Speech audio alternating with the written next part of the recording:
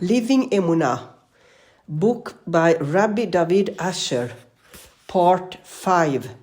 There is only one boss. Part of the American dream is to enjoy a life of tranquility without trepidation. Yet most people live each day with numerous fears and worries. People are afraid of the boss, the IRS, the wealthy individuals around them, or generally about the future. By contrast, the Chovot HaLevot, Sha'ar HaBitachon, states a person with bitachon has no fears. Moreover, he writes, important and distinguished people are afraid of him, rather than the other way around. And even the stones upon which he treads seek to please him.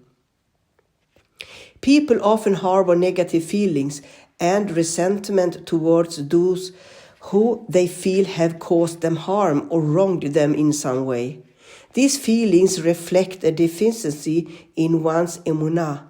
After all, people have no power to cause someone else harm unless Hashem decided that it should happen. When you look at someone and realize that he has no control or say in your life, you won't fear him. Of course, there is an obligation of histadlut, to make an effort, and we must therefore live normally and take responsible precautions. But we must also recognize that ultimately Hashem has absolutely control over everything that happens. And once we come to this realization, we will cease to be fearful. Unfortunately, people put great effort into flattering and complimenting others in order to find favor in their eyes, thinking that this will benefit them. But in truth, there is no guarantee at all that this approach is effective. I know of a business where the president decided to cut the salaries of all the low-wage employees without exception. One employee affected by the cut was the best friend of the company's vice president, and all the high-ranking members of the company were very fond of him. They tried to intercede on his behalf, but to no avail.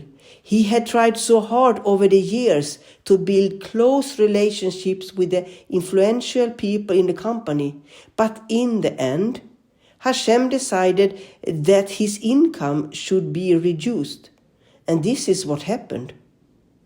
Certainly, we should be respectful to our employers and every other individual, and moreover, we should be in the habit of giving people compliments and praise.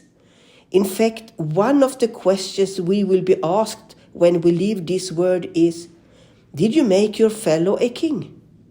Reshesh Chochman Sha'ar Hayirah, chapter 12. Did you make your fellow a king? We are to make the people around us feel good about themselves by complimenting them and expressing admiration. But we are to do so because this is the divine will, and not for ulterior motives. If we truly want to help ourselves, we should concentrate on pleasing the one true boss, who is really the only one who can benefit us.